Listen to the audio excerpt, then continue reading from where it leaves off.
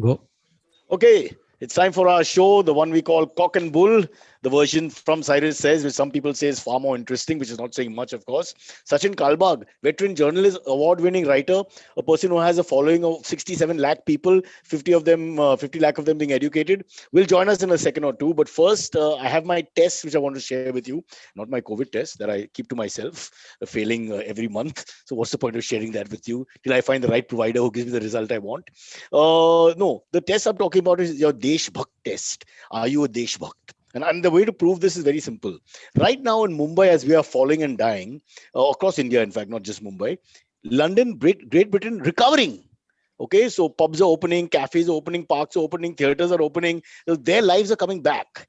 The test here for all Indians with lots of money, like my friend Kunal Vijayakar, is: are you going to then rush off to London while Mumbai burns? If you stay in Mumbai and face pandemic too, you're a Deshbhakt. If you rush back to London, you are no longer a Deshbhakt. This is my question. Let's see if anybody can answer that, because I've already met a couple of people who said they're dying to go back. Only the Boris Johnson restrictions with the COVID passport is a bit of an issue, which they're trying to sort out. But that kind of red tape between India and England is always there. And there's always a jugaad path that finds you in the place you want to be. Okay, let's quickly welcome Sachin Kalbag, Silvery, and Amit Doshi. This is the only part of the show where I'm ecstatic. After I welcome them, it's all downhill from here. We're going to start, Silvery, with a very sad situation in India at the moment, Yes. where lockdown, which is not a full lockdown according to Shri Uddhav Thackeray, I've not understood that still, is in place. Amit is all for it. I'm still very much against it. And Sachin Kalbag is the voice of reason, because he basically talks to infants like me every day on his podcast and deals with all kinds of philosophy when it comes to how to end this. End is the wrong word. How to just live through it, I suppose. Sachin. Yeah, so it's a policymaker's dilemma. I mean, I know where you're coming from, Cyrus. I mean, the last year's lockdown was terrible for everyone, right? I mean, we lost our jobs, we lost our salaries, we lost our livelihoods. People were dying on the streets because they were walking all the way thousands of kilometers back to their hometowns, and even for the media, for instance, advertising was down, so people were losing jobs. Uh, Last time I heard, 22,000 journalists in India have lost their jobs. So it's not that our sector is unaffected. So I'm as affected as anybody else. So I think this time the policymakers' dilemma was very clear. How to balance the lives versus livelihood question. I think that was one of the reasons that the whole lockdown decision was delayed. Uh, there were multiple talks. In fact, the running joke in our newsroom was that this whole lockdown decision by Uddhav Thackeray was like a Nordic murder mystery. It goes on for 20 hours in all excruciating detail, and at the end you realize it's a neighbor who killed. So ultimately, we did get the partial lockdown, but it was not overwhelming or underwhelming. So it's somewhere in between. But I'm hoping that because this strain of the virus that we have this year is so virulent that any stoppage of movement of people, any way that we can stop people from interacting, even if it's for 2 weeks, will help in terms of reducing the caseload. And not just in Maharashtra. I think the Maharashtra strain is a little more virulent, as we've seen from the various studies that we've read about. But this is now happening across the country. So my feeling is that various states will announce their own versions of a lockdown. Okay, just to not to be a picky for about details, but it's not 2 weeks, it's 18 full days. I did the maths on it, because 14th evening to first evening, which is a bloody public holiday for 20,000 reasons, which takes you straight into second. So it's not 14, it's already 18, it's closer to 21. And but I just think that hasn't the horse already bolted? Will it make sense to have a lockdown now? We've already got the numbers, astronomical sort of numbers being generated. Isn't it a bit too late? In which case, all we're going to do is suffer more economically and otherwise. Well, what if those numbers multiply? They will multiply. The only way out is survival of the fittest. I don't see any other way out. You have to keep the less, majboot people at home. And the rest have to take their chances, and we have to get herd immunity. Please give me a better solution, guys. You're locking people up for 2 weeks, and then what? There'll be a huge surge. Silvery screamed yesterday at me. He said, "Bro, I can't take this nonsense. After 2 weeks, I leave my house, and you've got numbers down. It's a temporary sort of fix it, and then you enter into the market again, and in 3 days it boomerangs the other way." It's not like You make a good point, Cyrus. There are a lot of people who think the same way. There is absolutely logical paths to what your thought process is. Uh, so see, I was reading an article in Nature magazine yesterday, and they had surveyed a lot of epidemiologists and virologists from across the world, and they have access to the best of the best. And almost all of them said that COVID is here to stay. So whether you have a vaccine or not, whether you have a lockdown or not, COVID is here to stay because the mutant strains, like we have with influenza epidemics, for instance, every year, if you're in the US, for instance, every year you have to take a flu shot for a different strain of the flu virus. So the COVID is now, of course, I'm not getting into the scientific detail because I'm not a scientist, but from what I understood is that the mutant strains, I mean, the strains will keep mutating, through the years, and COVID is not going to go away. I think policymakers and public healthcare experts and the government will have to sit together and say, how can we resolve this in the long term? There are short-term issues and there are mid-term issues, but what happens to my daughter, 10 years from now? What happens to our children or grandchildren 10 years, 10, 20, 30 years from now? Those are the policies that we need to start thinking about now. We have already lost a lot of time. 70 years in India, of course, across the world, we're facing the same issue. 70 years, we did not, put in more than 1.5% of our GDP on public healthcare. And the result of ignoring public healthcare for the last so many decades was seen in the last 1 year. And we're seeing it even now. And this will continue. It's not going to stop, right? So the only way that we can protect our children, apart from all the other issues like nuclear crisis and climate change and water disappearing from the face of the earth and all of that, there are some immediate concerns like the virus. So the next 20 to 30 years, how are our children, how we ourselves and our grandchildren are going to survive is something that we need to start making policies on right now. We can't waste time. So yes, the 2-week lockdown is a matter of debate. It'll go on. I mean, you will have your own point of view. The government 18 days. 18 days. It could be longer, right, sir? And Could be Sachin, longer. Yeah. Sachin, just on a slightly different note, a lot of copulating has taken place in the last 14, 15 months in spite of the pandemic. You just spoke about next generation, the one after that. We have 4 people who had become fathers in the last 2 weeks here in CNBC. And I'm thinking, doing the maths, that right in the middle of the heavy lockdown 1 or pandemic 1, they were humping around left, right, and center and begetting children. So not such a bad time, when you think you're miserable and all that. Somebody's getting it off. Yeah, there's a gentleman right here who's it is backed by economic theory, Cyrus. So, which is? So the thing is that if you study economics in Bombay University, the first year, undergraduate level. So because I didn't get into engineering because my parents were forcing me into engineering, but I didn't get it, thankfully. So I was doing math, stats, and economics at Bombay University.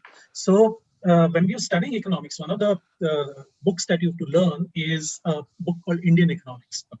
So Indian Economics, there's a chapter on why India's population grew so much in the 60s and the 70s, when there was a huge population boom after partition and after independence. So one of the theories that is quite prevalent amongst economists at that point of time was that Indians did not have any other source of entertainment because we didn't have electricity. So there was no television. We didn't have enough radio sets. We didn't have because there was no electricity. Villages were not lit up. There was load shedding across all the urban centers. So what did people do? People copulated. And so let me put it in perspective. What you're saying, Sachin, is that when there's no other entertainment, no other whatsoever, we're talking basic radio, TV, neighbors playing cricket or whatever, the only option is to have sex. Is what the economic theory is about. Now, of course, thank God for the IPL. That should put a lid on this damn thing. We should have a longer IPL for sure. Yeah. So anyway, maybe that's a positive note that people were begetting children left, right, and center, so they're dealing with the pandemic in some way. Or, of course, there's nothing left to do, as Sachin points out, and hence this is what came off it. And of course, it doesn't mean the women were having a good time. It's just a lot of men who insisted on begetting the kids. Silvery, What was your sex life like? Oh, your mom listens to the show. Don't answer that. Yeah. No sex life. Sex? You're What such a sex? such a Sharif boy. You'll save it up for your marriage, no? When Yeah, of mom and dad course. choose the bride for you, and No, not even after marriage. Not yeah, even that. वहाँ पे भी No, कोई, no, yeah, never. there'll be a COVID test and all that has to be done. Yeah. Look what we've inherited: HIV testing, COVID testing. There's no end to it. Romance is killed as far as we're concerned. Chalo, sorry. Let's get on with it. What is the Yes. first actual topic? Well, I mean, like they're The all first, COVID topics, aren't they? they're all mostly related. Yes, very That's, I related. mean, like We that's can't run the. away from what you would call the elephant in the room, which we did not use at the right time, at the right place in the last podcast. So I guess we just have to face it. Yep. Yep. So the first topic Can then I can I is just yep. before you start, can I ask Sachin, since he's actually the expert here and has been dealing with people like me, all sides of the fence when it comes to COVID.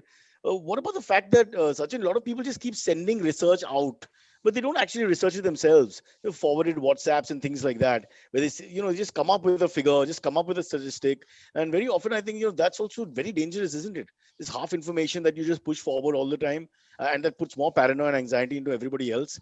But you yourself are not thorough about it. You haven't actually researched it yourself. You haven't gone through lots of reports, the pros and cons, weighed it here and there, local conditions as against global conditions, etc.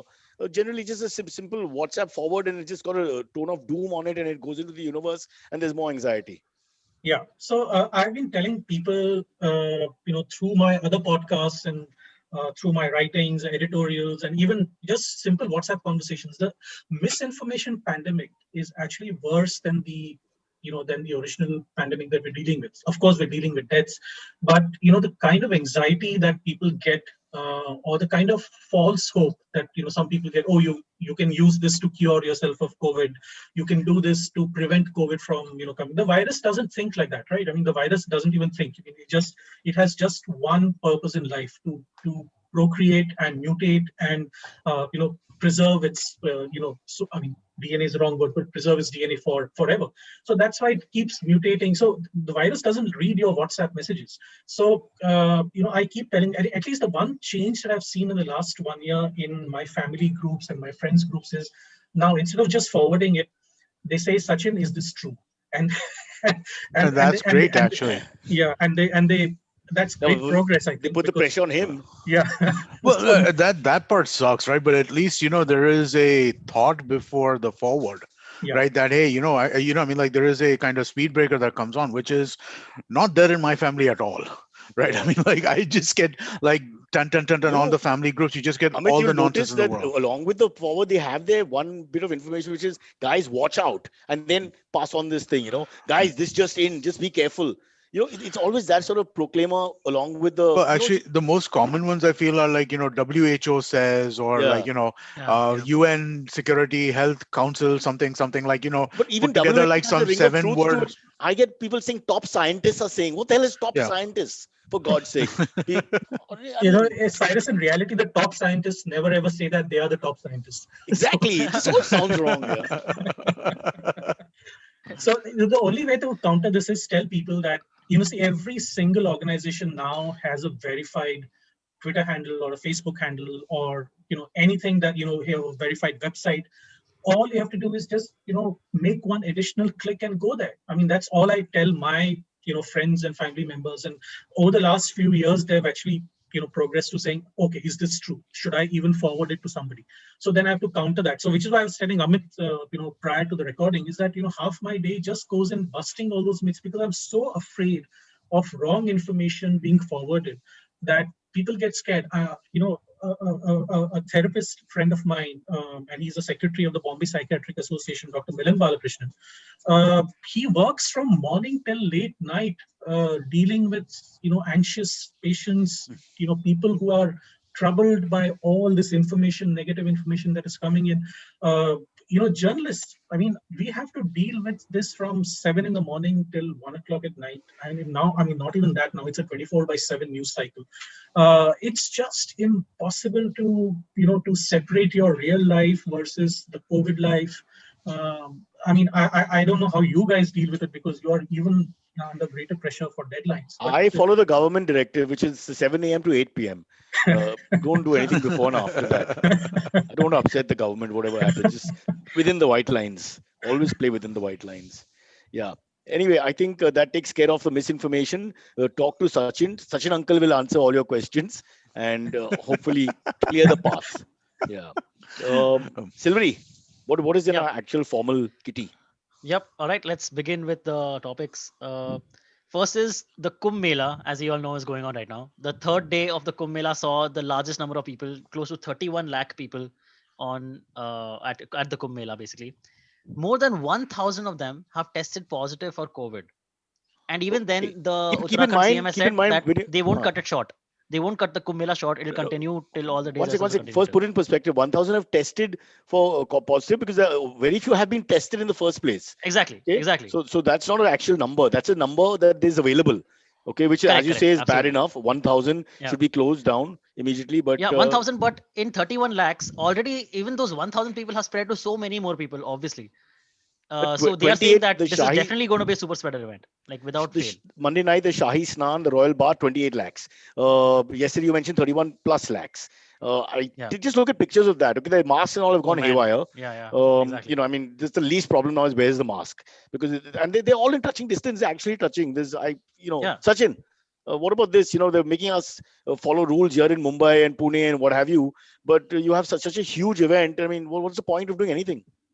So Yeah, do you think there is a thing over there around, like, I was reading about this, that there's a case being made that Maharashtra and Karnataka and Delhi, where you're seeing greater rises, are more accurate in their counting compared to other parts of the country. Do you think there is some truth to that as well?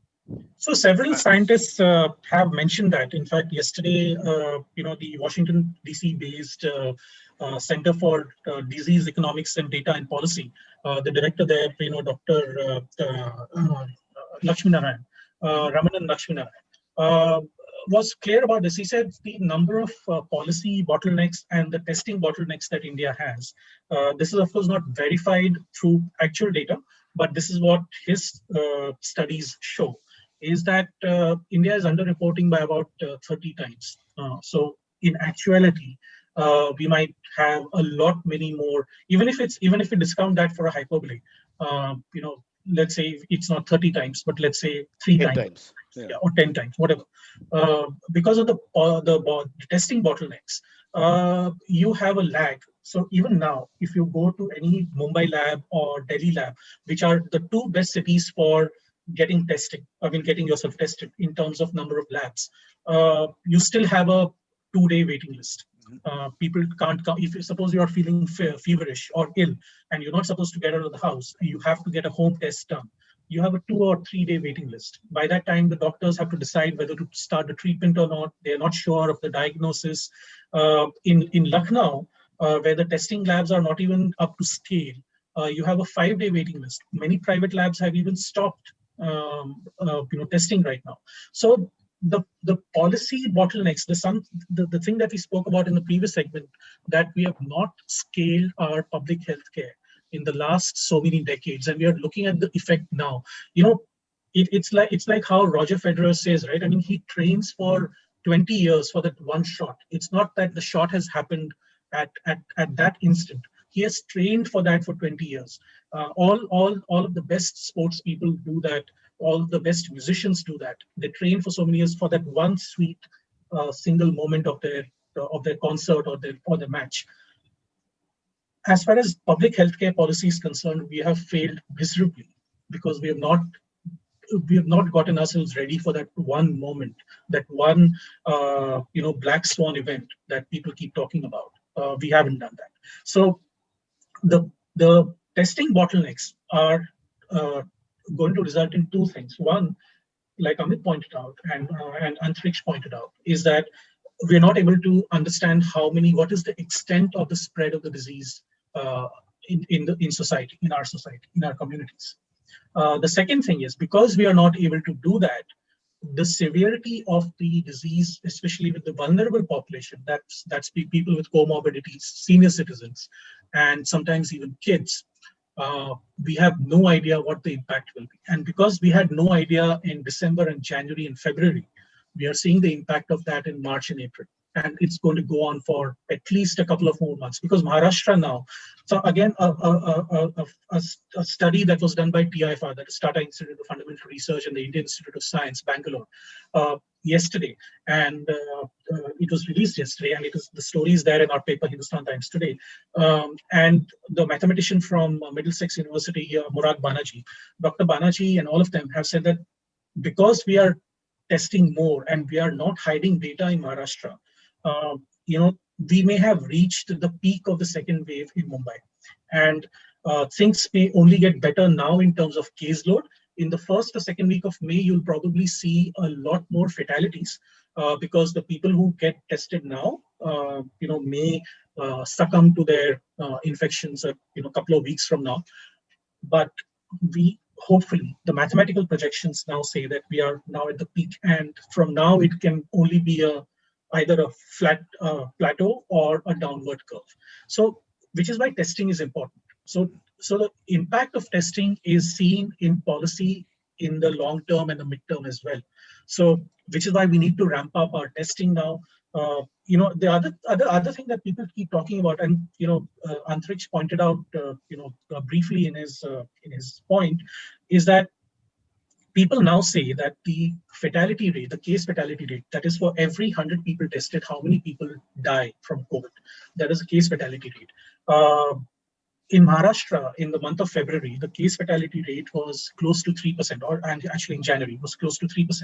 3 people out of every 100 people die overall. That has now come down to 1.66 as of yesterday. That is 14th of April. So people say, oh, what a great work Maharashtra must have done, that number of the case fatality rate has come down.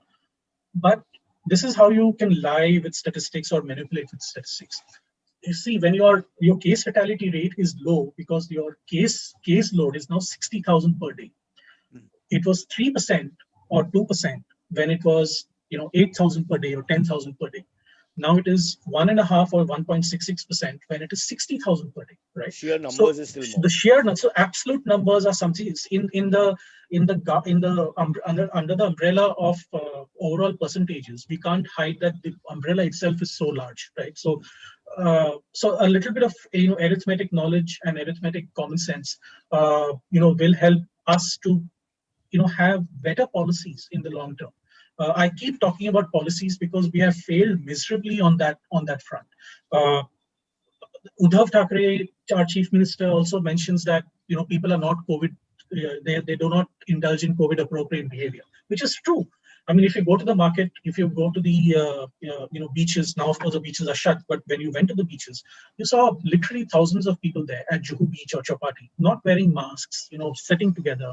And because those beaches are not the size of Marina Beach in Chennai, they are densely packed. So, people are literally within, halitosis, distance of each other. So you have a tremendous amount of spit coming out, or your aerosols coming out of your mouth and going to other people. And these are things that are invisible to us. But the virus is so small that it can literally travel within minutes from one host to another. And that's where your problem lies. So wearing masks is something that is as basic as ABC, and we're still not doing it 1 year after the pandemic began. So, basic stuff. Silvery. So, sorry. No, go ahead. Sorry. I just want to mention with Silvery because we used to do the show from 2 feet away from each other before pandemic. Sorry, Cyrus, can you raise your mic a bit? Sorry. No, I'm saying we used to do the show from the studio, remember, in Khar. So from close by, and we used to spit a lot on each other. I remember. I frequently caught some saliva on your beard and all that from me, and vice versa and all that. So people don't realize this, how much saliva actually goes out when you're sitting close by, especially if you're one of those people with extra saliva in your mouth. Sorry. Now back to the more serious discussion from Amit. Amit, yes? No, I was what I was asking Sachin is, so has the mortality rate of India as a country increased in the last year, where we can kind of see these hidden deaths that might be there? Because it's it's always a question that I've kind of wondered, right? That I mean, we talk about we're not capturing all of this stuff, and if the infection rate is higher but the mortality rate has not significantly increased, then that means that we probably have more than 3% or 1.66%, or a better rate than that, if that is the case, right? Because that denominator is higher. But from what I understood, there isn't an increase in general mortality overall in the country. Does that? Yeah, but he's So mentioned. Yeah, in sorry. Mumbai, for instance, that is partly true, Amit. But in Mumbai, the BMC is one of the few municipal corporations that actually, captures all this data. So in October 2020, we had close to 13,000 deaths recorded in the month in Mumbai. Okay. The previous year, we had 7,000 deaths. So where did these extra 6,000 deaths come from? So that is a question that healthcare experts need to ask first. Right. Uh, and if Mumbai has those many excess deaths over last year, and the population hasn't changed much, which means that there are so many hidden deaths that we are not aware of. Last year, if you remember, in the month of May, the BMC, like many other municipal corporations across the country, had taken over 80% of all the private hospital beds for COVID treatment. And it still continues to a great extent, which means that people with other issues, dialysis, kidney issues, heart issues, cancer, any kind of infection, were not given the same kind of treatment because this was a public health emergency. It still is, but at that time, when we were not able to figure out what exactly is wrong, and we were just still evolving in our knowledge about COVID-19, it became an emergency, public health emergency at that point of time. So everything was, all the doctors were transferred to the COVID ward. My father's, diabetologist was also transferred to the COVID ward. Kidney specialists were also transferred to the COVID ward. So what happens to all the people who are not, who had other comorbidities but had no access to, hospitals at that point of time? So this question is something that again goes back to our medical education. Do we have enough doctors? We don't have those many doctors as the United Nations or the World Health Organization prescribes.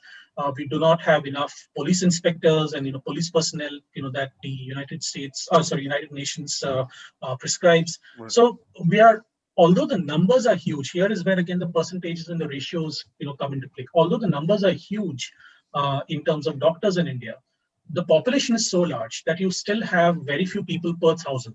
And a lot of those very few people per thousand are concentrated in the urban areas.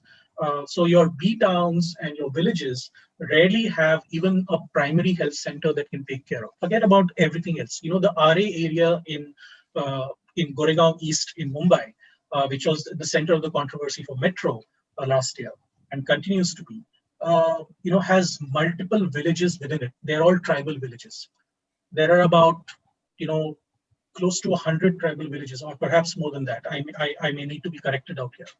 Can you tell me how many primary healthcare centers are there collectively for all of them? I'm going to guess One. the answer is close There's to one. Cyrus is right. There's one primary healthcare center. And this is in Mumbai. That's why we have to. Yeah. I mean, Jawhar, which is, 80 kilometers away from Mumbai, is the malnutrition capital of the state. There are more malnutrition children in Jawhar Taluka in Thane than in any other district in Maharashtra. So these are the kind of stark realities that we need to face. So which is why I go back to the policy making. I think that we didn't ramp up enough of our public health care for so many years that we're seeing the effect right now. So we better start working, right now. So when you're talking about excess deaths, it also means that we're not capturing data, enough. We're not capturing data properly. Last year, the BMC again forced all the private hospitals to submit their mortality data directly to the BMC, which is when the whole data capturing actually started. Until then, people were not even capturing that data. So simple things like that, like data capturing. So if you go to an American public healthcare website, let's say the CDC or the National Institutes of Health, you'll probably there's a different section for all the data. It's publicly available. Now, today, if I ask Cyrus, and Cyrus, you have greater access than most common people. Amit, you have greater access than most common people in Mumbai. If I ask you, Cyrus, within the next 30 seconds, can you find me the BMC bed availability dashboard for COVID? Will you be able to find it for me? Yeah, but that's because Chahal is a personal friend. But Yeah, otherwise, it would be difficult. I exactly. accept that. Yeah. But I just have to pick up the call and call the Yeah, BMC, exactly. right? That's why I said. I mean, you have greater access than most, right? But if I am a person from Andheri East and I need a bed, I need to understand, which hospital to go to. I don't have access to that. I don't No, have they don't. public access. We had one of our team members. He lives in New Bombay. They had to take him to Dombivli to find a bed, and it was because somebody knew somebody. And it's like, you're right. I mean, like, there's no clarity on any of this stuff in terms of, like, what to do if you are feeling unwell, right? And also, the thing you brought up earlier, right? The delay in testing and stuff like that. That's exactly what happened to him, Yeah, right? I mean, like, he was feeling unwell at the end of last week. Over the weekend, he deteriorated, and on Monday, he didn't have a test, but they were like, we need to take him to the hospital. yeah. And yeah, I mean, like, and these stories are common. These are not Yeah. uncommon stories today. I mean, you open Twitter today, Amit, and you'll see almost every tweet saying, "I need plasma, I need remdesivir, I need this blood group, I need a bed, I need an ICU for my father, I need an ICU for my neighbor." Uh, it's horrifying, and at the same time, you feel helpless Mhm. because in my newsroom, for instance, at least 6 people have tested positive. And how do I even bring out a newspaper in such challenging times? And it's not just in Bombay. I mean, Delhi yesterday had 17,000 cases. How Yeah. does any city deal with this kind of explosion of a particular epidemic? Yes, testing is the first part. Treatment, access to treatment. It access to treatment, access to public health care can't be an afterthought. I mean, it has Also, to be. Yes. Sorry, guys. Cyrus, no, please. I'm saying also we need to get more doctors on hand. Many of them are not being used. Dr. Lata Mangeshkar, Dr. Vijay Malia, Dr. Sachin Tendulkar. I mean, they're all doctors. What the hell are you giving them doctorates for? You're running out of doctors, call them in. Yeah. Isn't that what it's all So about? It's like that's why we And have the home guards. When the army runs out, you call the home yeah. guards in. They're the last line of defense. And So all also these. Cyrus because Mike. they're Cyrus Mike. honorary, and also because they're honorary doctors, they'll probably do it for free, right? There's no question of charging. They can make a bill and keep it pending for later. I'm okay with that when times get better. Get paid in EMIs. But we have so to take a also, quick break. okay, okay, Silvery, it's 10:32. okay, sure, yeah. We'll take a quick break, then come back. Lots more to talk about. Sachin is leading the topic, which surprisingly is COVID. What the hell is that? Okay, we're back.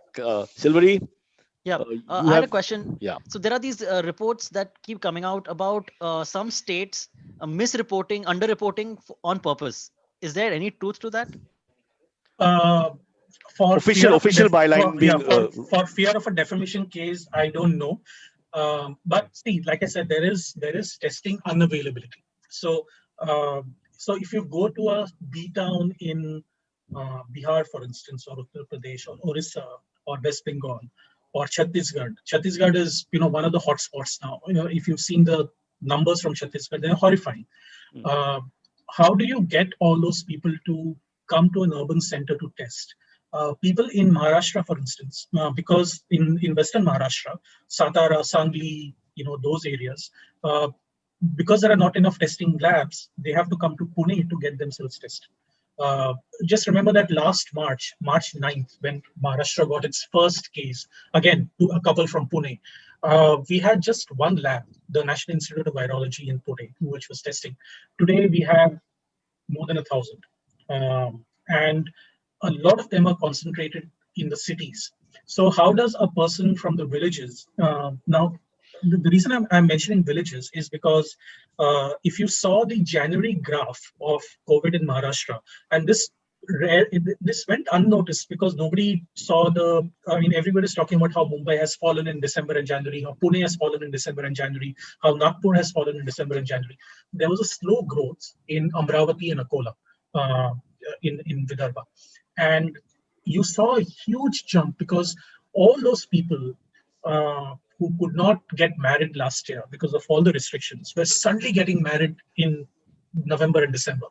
And the impact of that, of the social gatherings and all those things, were taking place in January, December and January. And then you suddenly saw a huge spurt in Amravati and Akola and the northern districts of Maharashtra, bordering Gujarat and bordering Chhattisgarh and bordering Madhya Pradesh, because there was constant travel, from the border states, from the border areas. You saw literally hundreds of cases where there were none, or there were only a double-digit figure. So this is why testing in all those non-urban centers is also key to finding out what is going wrong with our villages, and suddenly you'll have an explosion there, and we will not be ready for that.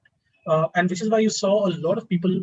If you see the daily death data from BMC, you will see that a lot of people who come here have come late because they're in the severe situation, because they didn't have access to primary healthcare or secondary healthcare in their villages, and they have been transferred at the last moment to Mumbai, which is why you have a lot of deaths recorded in Mumbai now. Close to 60 and 70 and 80, where we had only 4 or 5 in January. Now they've gone back to 70 and 80 per day, because all those people are coming at the last moment because they're afraid of getting themselves tested, because they don't know, there's a fear that, they'll be taken away by the municipal corporation. There's a fear that they will lose their livelihoods. There's a fear that they will lose their jobs. Daily wage laborers, for instance, do not want to miss a single day of work, because how are they going to put food on the table for the children? Yeah, that's me as well. Not to be insensitive, but I'm a bit of a daily wage earner myself. That's the whole principle of everything. Yeah. The right to survive. I just feel that that's been taken away by the soothsayers around, who will decide for everybody. And maybe that's a little dangerous at the end of the day. I mean, you should allow people in different status of society to make this disco jaisa. Sounds horrible to say right now with a pandemic, but I'm just thinking sometimes it's not like they have a solution anyway. You just said that you take the vaccine and you take the second vaccine and you still get it. At best, it'll just minimize your pain. There's no guarantee for anything else. So, we'll be kidding them. There are no guarantees for anything, right, Cyrus? But according to what your prescription, your advocacy basically says that what's happening in Kumbh Mela is fine, no problem. No, I'm not saying what's happening in Kumbh Mela is fine. No, because they are I'm saying adults that and they're doing what they want to do. You should be allowed to make a decision as to how far you want to take it in terms of your own livelihood. If you feel too scared and you need to stay at home, then you do that. No judgment. But if you need to go and ply your trade, ply your trade. And, I just think that because, like he mentioned, for a lot of people, they lose one day of job. You're giving them sort of anxiety. The guy wants to get his daughter married off or son married off at the end of the year, and he's already thinking that he's got no money left in February, March.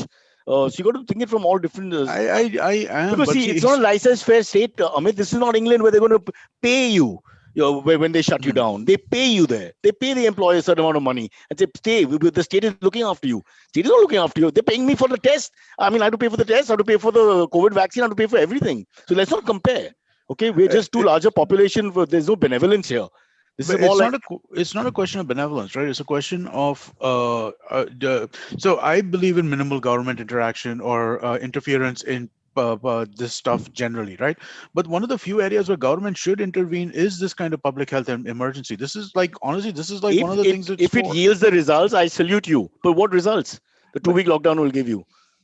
Now, by the way, 18 days.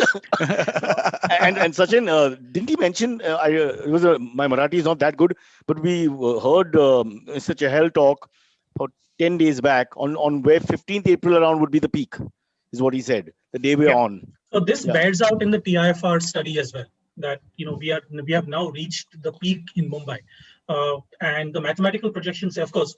Now let me use a disclaimer here. The mathematical projections consistently have been wrong for the last year. I mean, people said that we will have cases in crores.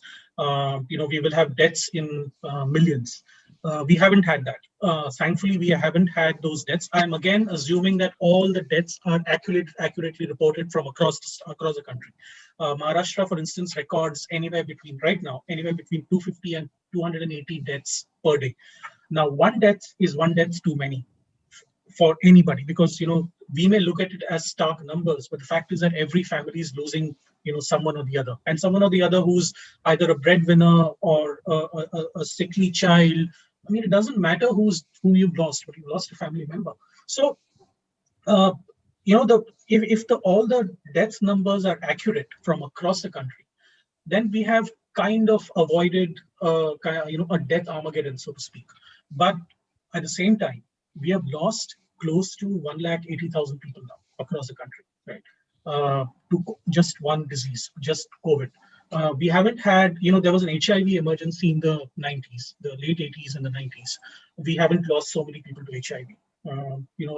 Cholera and malaria comes back every single year, but we don't lose those many people every single day to malaria in Mumbai. I mean, we're losing 70, 80 people to COVID every day. We're losing about 250 to 300 people every day across Maharashtra. We're losing close to 1,000 people every day across India, and that is something that is unforgivable. It cannot be tolerated at any point in time. So to come back to your question, I think a lot of emphasis needs to be given in terms of getting people to the hospital first. I mean, everything else, your Ayurvedic, your homeopathy, and everything can come. Please bring that later. Whatever faith that you have. I mean, I don't believe that homeopathy works, but a lot of people have faith in homeopathy, for instance. So Faith is the right word. That's yeah, the only yeah, thing you can yeah, have. yeah. You can't have So like I mean, there is no anything. scientific backing to it. But Exactly. if you get a person to go to a physician or a person who can give you accurate medical advice, that's the first noblest thing you can do to yourself and to your family, because you're going to I've heard of cases where people have ignored their initial symptoms, and within days, within hours, their oxygen levels have plummeted from 95, 96 to 78 and 80, and they're unable to breathe. And by the time it's too late, and I can say that from personal experience. I mean, I had a brain stroke in 2016, and if my colleagues hadn't taken me to the hospital within an hour, I would have died. My colleagues actually in the previous newsroom that I was working in, actually lifted me and took me to the hospital without even waiting for the ambulance. We reached on time. The diagnosis was done on time. The surgery started on time, and it was like all the planets are aligned to keep me alive. But it doesn't happen with most people. It doesn't happen with people who do not have access to healthcare close enough that even the time from your house to the doctor's place may be fatal for you. One of the most interesting studies that was done, actually, Mr. Chahal will, will talk to you if you have a chat with him whenever you can. Last year, the BMC data showed that a lot of people in COVID care centers and hospitals were dying between 1 a.m. and 5 a.m. And so everybody started discussing, why is this happening? And people realized that between 1 a.m. and 5 a.m., those people who were severely affected with COVID and they did not have urinating facilities at their bed had to stand up and go to the nearest bathroom. And that walk, just that walk from the bed to the bathroom, it could be 20 feet, it could be 30 feet, depending on the size of the hospital or the COVID care center. That walk of 20 feet, 30 feet proved to be fatal. And which is why a lot of people started getting breathless by just walking those 30, 40 feet. And by the time they came back, after relieving themselves back to the bed, it was too late. Can you imagine the kind of severity we are facing for our patients when they can't even go to the bathroom to relieve themselves? It is that bad. I mean, people have to realize that wearing masks and social distancing and hand hygiene is so basic that it will literally save your lives. And we don't want a situation where even a simple basic human thing like going to the bathroom proves fatal for you. So after that, Mr. Chahal, God bless his soul, he actually installed CCTV cameras in all the COVID care centers. He ensured that there is a nurse available for one nurse for every 4 beds or 5 beds. So that became policy. So we're learning from this, but I don't know whether we're learning fast enough to save enough lives. I'm sorry I went on a rant, but this is what... we've got AMAs to do, and Cyrus has got to leave soon because it's his shoot day. But I have one question for you, right? You kept bringing up the idea of or the fact that policy has failed us, right? Health policy. What do you think are the like big prescriptions over here, like big picture, like big things, like a couple of big things that you think they should do over there? Should Um, have done. so there are several prescriptions. I mean, it is not for me to decide what those prescriptions are, but You study this stuff, you yeah, know it. yeah. So I So mean, as a better as than a we do. as as a person who's been reading up on this and a person who's interacted with a lot of doctors and people so first the first big thing is that with whatever infrastructure that we need to have multiple primary healthcare centers, and that could be in the form of a dispensary, that could be in the form of a primary healthcare center where there are nurses and doctors and maybe one surgeon or whatever. But at every point in time, I need to have access to public healthcare. uh, so if you look at, Cyrus spoke about England. The NHS is equal for a billionaire and to the beggar on the street.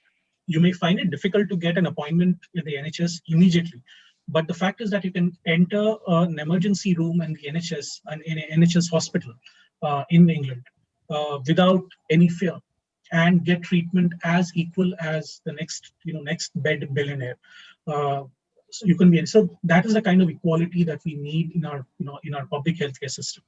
uh, the second thing is that if you're looking at medical education as a whole, uh, we need to have better policies in setting up medical institutes of at least national eminence, if not international eminence. We need multiple medical education facilities like that. The third part is, once you have those primary healthcare centers and secondary healthcare centers and even tertiary hospitals, we need to have uh, enough and more para or healthcare workers, apart from nurses, but also look at the parallel healthcare infrastructure. Um, it is important because when you don't have access to immediate primary healthcare, who do you go to? What happens there? Is there enough para healthcare workers in your village or in your town, in your B town, in your urban centers, to give me access to that? Like I mentioned in the previous segment, where do those people of RA villages, 100 plus RA villages, go to if there's no primary healthcare center? The nearest you can do is actually come out to the Goregaon East Western Express Highway, which may be about 10 or 15 kilometers away from where they live. So all those things need to be taken care of. But the first thing is, invest more in public healthcare in our budget. It's not just about paying doctors' salaries, because those are but actually look at building up infrastructure at the most basic level. It's not just about building 10 AIMS centers across the country. It is not just that. It is about I getting access to something which is just 3 minutes away from my house. Can I get that? So there are multiple prescriptions. I'm sure a better public healthcare expert can come in the show and elucidate on all of this. But I think as a citizen speaking for people affected by this pandemic, this is the least we can do to save our citizens. Yep. That's And probably should have done and haven't done. So now we are playing catch up. But anyway, Yes. enough cynicism. Let's move on to the AMAs. Silvery, Yeah. it's been a lot of doom Sure. and gloom. It's like the first Yeah. 6 years of my marriage. The seventh year was very good because she went to South Africa for 6 months. But that's another podcast for another day. Yeah, tell me. actually somebody put a comment in that Cyrus is looking dejected. So hope that the week that wasn't shoot doesn't get depressing.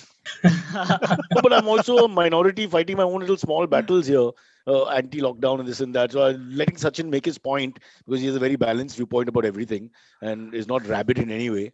So which I think is half the problem we're having. People just settle on one side of the fence or the other and go on and don't explore actually as we should with our minds and reasoning to see what is really working rather than just take on information and say that's it, we're going to die, which we are going to. Existentialism is proven to be true.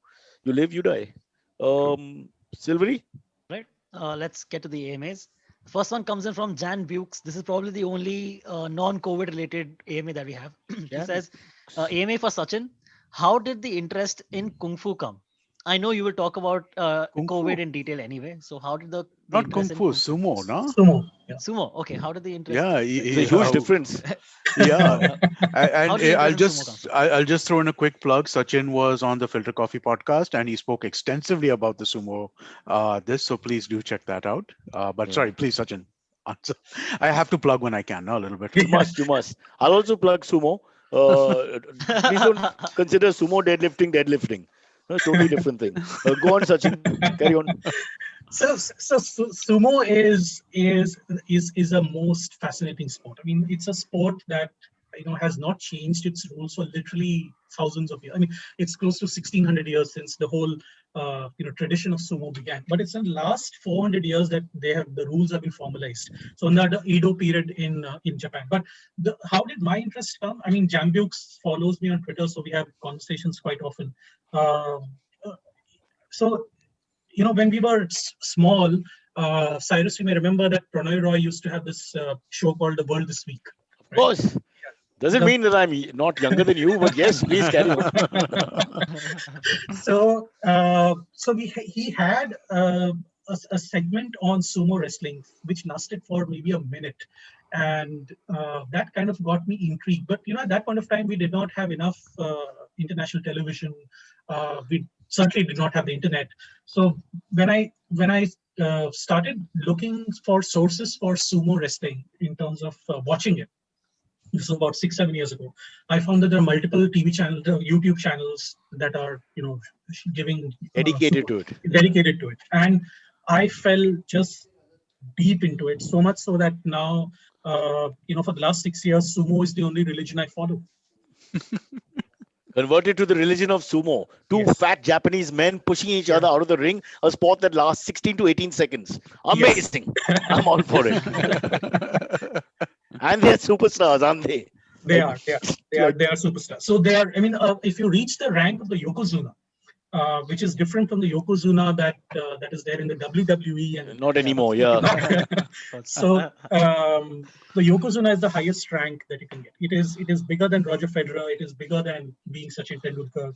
It is bigger than being Gary Kasparov. Is it bigger than the Prime Minister's office? Uh, Awkward pause. Sumo got caught out. Kalbag has to go back to Kalbag. All right, so sumo. All right. Yeah. Next one. Next one. So there are two similar questions from Sachin Jangam and from Tanuj. The question is: on one hand, central government is submitting before Delhi High Court that they can't allow people in the masjid to offer namaz, and on the other hand, they are continuing with Kumbh in Haridwar. Is there discrepancy? Is that what do you Yeah. guys think? No, of course there is. I mean, but what happens in the courts, and this is some nuance that we need to have here. See, the Delhi government is led by the Aam Aadmi Party, and the Delhi government, makes a submission in the court about something, and the UP government or the Uttarakhand government allows something to happen in their state. So, in terms of each government following its own policy, they are on two sides of the table out. But if you pull yourself out and you take a 30,000 feet view of that, of course it is, of course it's wrong. I mean, you can't have one policy for one event and another policy for another event. So the moment and the same thing goes for all the political rallies that are happening in all the states that have gone for the elections. Now, I don't know to what extent will West Bengal suffer because of all the political rallies that have taken place there. I don't know to what extent, and the impact will come not now because the event has happened now. The impact will come 2 weeks later or 3 weeks later if we do So enough testing. If we understand that the data capture is accurate, then we'll get to know. Delhi, for instance, has already gone from 300 cases a day last month to 17,000 cases a day now. Delhi, which is neighboring all the other, Uttar Pradesh and Uttarakhand and Haryana and all those places. So we have a situation here where because the policies are not consistent for all, and this is something that that is a difference between Indian secularism, and I'm probably going to get a lot of trolling for this, but the difference between Indian secularism and the original definition of French secularism, which is where the concept comes from, is that the French have completely separated church from state. That is their definition of secularism. In the Indian definition of secularism is that you treat all religions equally, which is not possible in the practical way, because how do you treat, suppose you have three kids, are you going to treat every kid in the exact same way at the exact same point? You can't do that. It is just not practically possible. And which each political party having its own political ideology, uh, it's just not possible in a country like India. We are multicultural, we are multilingual. uh, Heck, you can't even have the same policy from Vidarbha, which speaks Hindi primarily because it's on the border with Chhattisgarh and Madhya Pradesh, and same policy for Ratnagiri, which is on the western side, the western side of Maharashtra. So it's just completely. So either you have the same policy for everyone, which is that stop But public events, which is what the logical but thing should have Sachin, been. why hasn't enough politicians spoken about Kumbh Mela? The same ones who run Maharashtra, for example, don't mention at all anything about Kumbh Mela. I mean, shouldn't they? Considering it's a rival faction running it anyway, but they don't.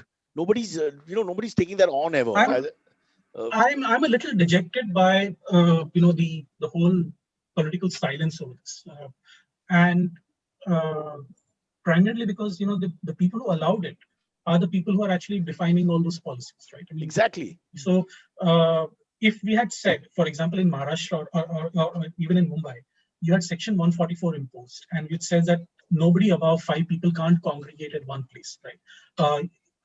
I, every day I used to take my daughter out for a walk with my dog, and now I'm afraid that if I take my daughter, they will ask me to go back home. So it's just that me and my dog going out, because I don't want any police person to stop me in the middle of the road and say, Correct. go back home, right? Hmm. So if that can be strictly imposed in an urban center here, why don't we strictly impose in anywhere else? I mean, it is clearly a public health emergency.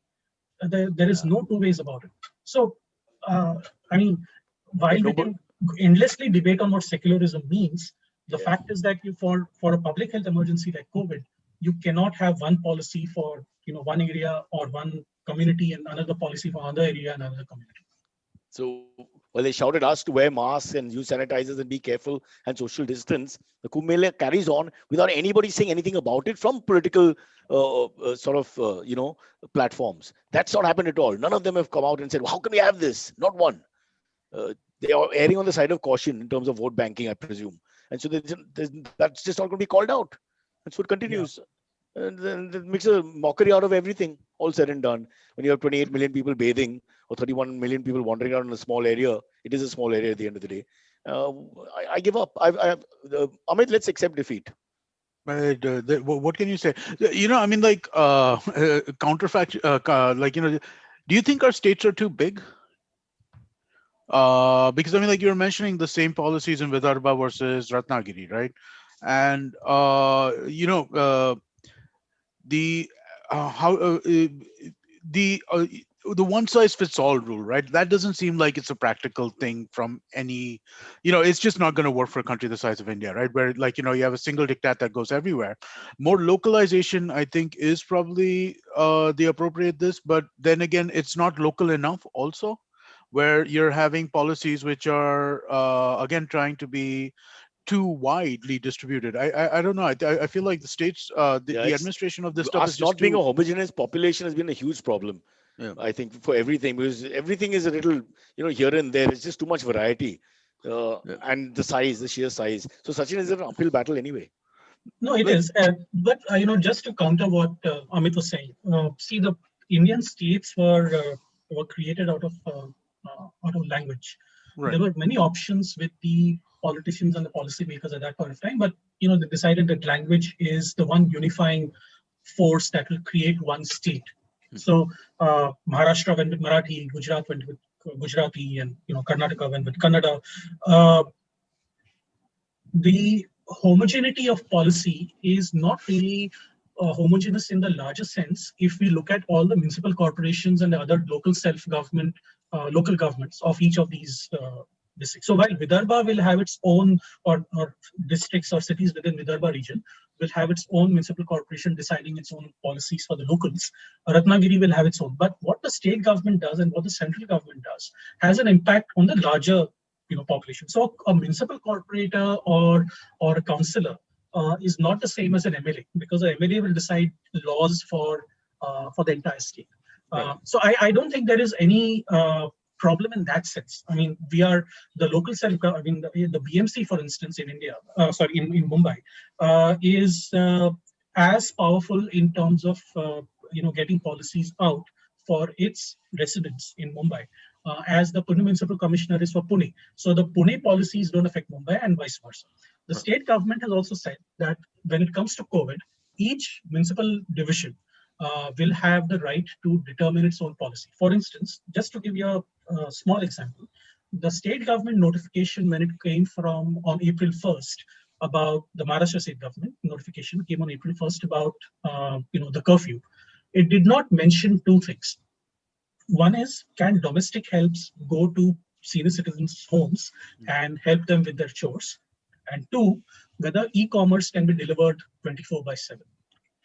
That decision was actually made by Iqbal Singh Chahal, who was the municipal commissioner of Mumbai. And the very next day, he sent out an order which said that domestic helps are now part of the essential services category and they will not be stopped by anybody. So domestic helps can go to people's houses. And secondly, he said e-commerce deliveries will be allowed 24/7. Then, and now of course it's only essential services, that is food and beverages and stuff like that. But the municipal commissioner of Mumbai is powerful enough to get that done. The second thing is, even the Bombay Police Act of 1950, I think, gives the Mumbai Police Commissioner a lot of powers to influence policy within the policing policy within the city of Mumbai. So there are multiple, how do I put it, gatekeepers. There are multiple people who can influence policy, but they all have to talk to each other. I mean, the Bombay Police Commissioner cannot decide on his own or her own without the knowledge of the state government, because ultimately the Mumbai Police Commissioner will report to the Home Minister of the state. Law and order being a state subject. So there are multiple checks and balances in our system. We have our faults, but I don't think we are as bad as it is made out to be. But I think we can work through the chinks in the armor, the faults in our lines, so to speak. Okay. Unfortunately, the BMC chief has called me to shoot right now to do my bit to help make Mumbai into a brighter place. So I have to stop here. Amit, Sachin, and Silvery, are you guys carrying on? No, I think we're good. Let's. We're good. Okay. Yeah. Tomorrow we will make up for this dark episode with shady overtones of pain and brutality and violence. We will have a very silly episode planned, which Silvery has no idea yet about, right? No, he better have an idea who's there tomorrow. I do. We have Aisha Chinoy coming on tomorrow. Aisha Chinoy, who sent us a book, 25 copies of a book came over to me. Yeah, I've already started selling them online because Chahal has said that we can deliver things through e-commerce 24/7. Alternative livelihood, Cyrus. Very interesting. Thank you, Sachin, for depressing all of us, but in a nice way. In a nice way. I mean, it's not your fault there's a pandemic, for God's sake. Yeah. All right. We'll see everybody soon. In the meantime, returning to duty. Bye-bye. Bye-bye.